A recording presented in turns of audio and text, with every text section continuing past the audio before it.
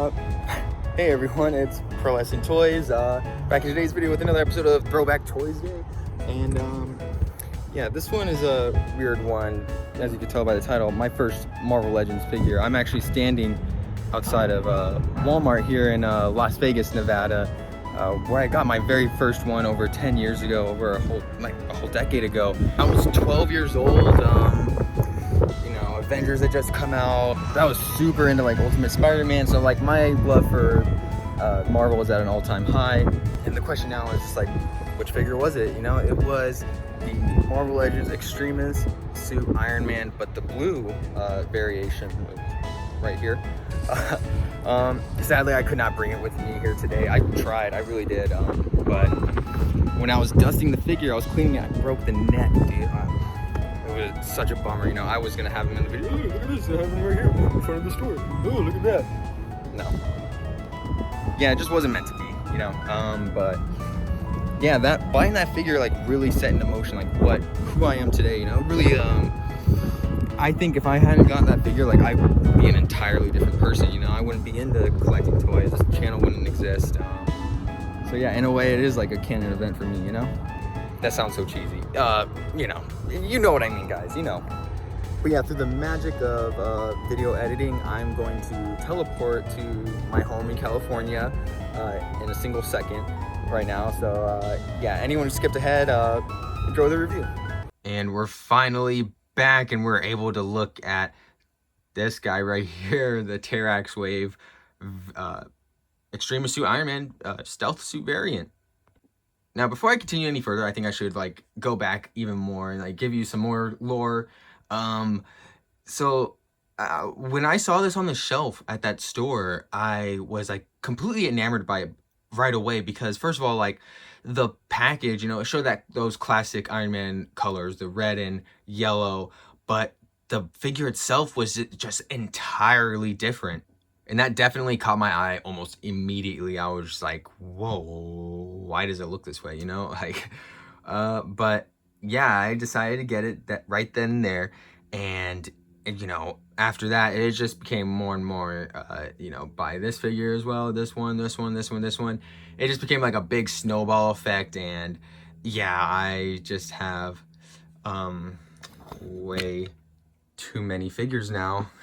Don't know what to do with all of them. But yeah, the years have not been so kind to my poor Iron Man figure. It is well over 10 years old, and it definitely shows that right here. You could see like a lot of chips in the paint all around the figure, especially those shoulder pads, and of course that broken neck that I was talking about earlier. Yeah, right here. Dang, it might not like pick up that well on the camera, but you can see like there's a little gap right there, and like going down right there. Yeah, this whole part just like came off. I was a little bummed out. I still am. And I got some super glue on the top of the head too. Dang it. But yeah, I also there's just a lot of wear and tear on this figure, mainly because like when I got this I was 12. Of course I was gonna play with it in the and I wasn't all too careful with it, but you know, I'm surprised like it's still just like it's holding up right now, you know, because of how old it is and how much I used to play with it. Yeah, it's just really nice.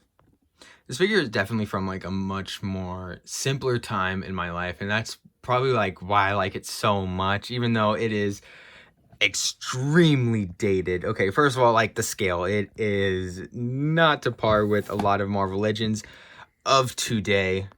You're gonna find it extremely difficult to be able to fit this in with your modern Marvel Legends collection. Who's some good examples? Here we go. We got a Hydra. Well, I wouldn't really say this is a good example because these figures came out like right around the same time, but here's like your Bucky cap. Even back then it was just like, why is this figure so small compared to, yeah, like this, I want to say came out the year before the Extremis Suit Iron Man, the Bucky cap figure did. But like, yeah, that scale, yikes, dude. Yikes. A better example, oh, here we go. We got an Ultron off to the side. The new one, yeah, there's like, there's a really big difference here, as you can see. The newer ones are obviously like a lot bigger than the older Marvel Legends figures. You know, that's one example. You know, an even better one is awesome. I have this off to the side. Good. I have this Extrema Suit Iron Man. This is the one I have on my shelf, and yeah, and you can see just the size difference between these two already. It's just night and day. You know, this guy is a great, amazing sculpt, but you're just gonna find it very hard to fit him into your modern collection. And like accessories wise, you don't really get anything. All you get is what you see right here. Yeah, you have an open hand and a closed hand. That's it. That's all you get. But they work fine, you know. And I love the attention to detail here, especially the hands, how they're painted in the repulsors. Like a lot, and I mean a lot of modern Iron Man figures don't have that same treatment. You know, you can see the new one right here. No color in the repulsor right there. And obviously, like a lot of the open hands nowadays have the holes so you can plug effects in them. So yeah, this one is definitely a lot better than that, you know? But enough about like the cons about this figure. What about the pros? Okay, so the pros, I feel like this figure just has such a beautiful, beautiful paint job. Now, I really want to say that all this shiny metallic blue is paint. It's not marbleized plastic. It's all paint. And I say that because like you could see underneath, like you could see like little chips right here on the shoulder pad. Right here again, like on the neck.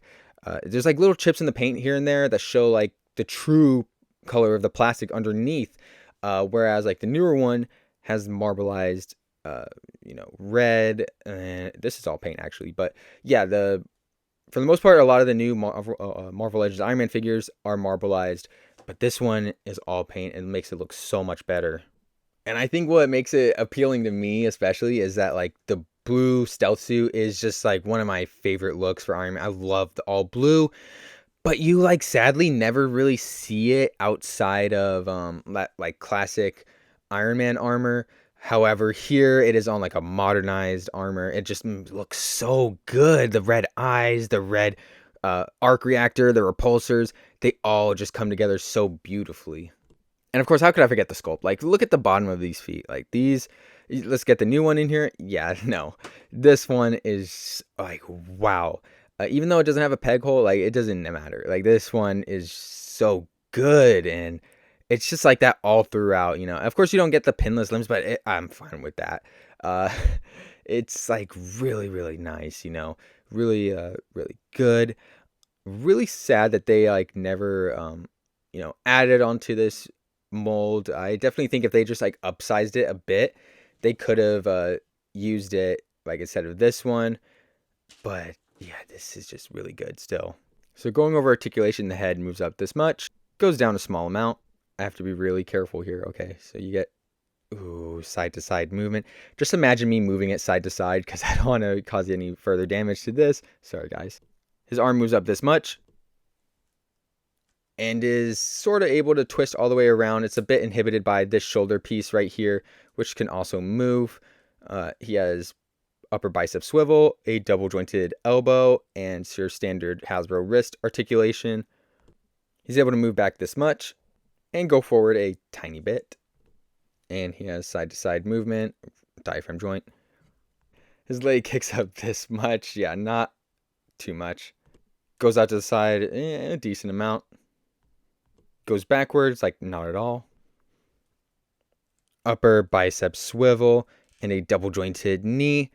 And his foot kind of moves down, kind of moves up. Does he have it? Does he have it? I don't think he has it. No, and garbage.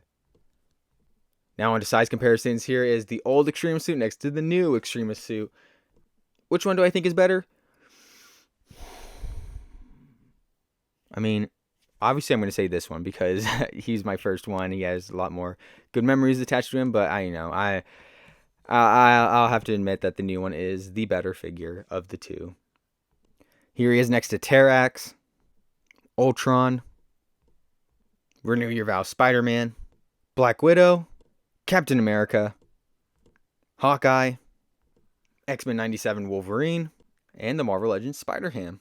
All right, time for my overall thoughts. And coming from a toy reviewer's unbiased point of view, I would have to give this figure a 7 out of 10.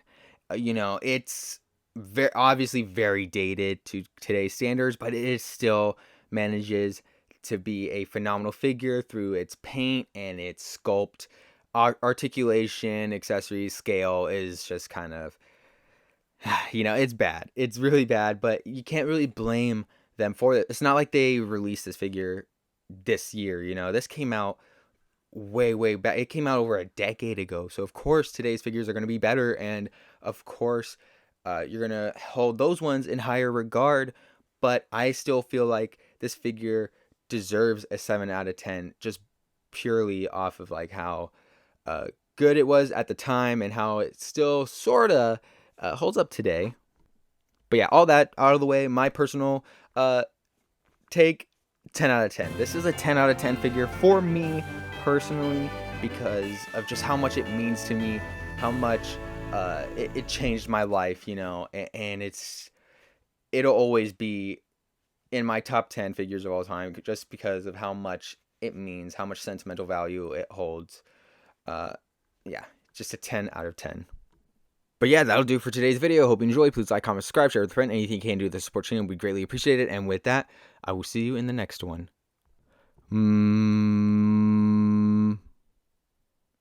Bye.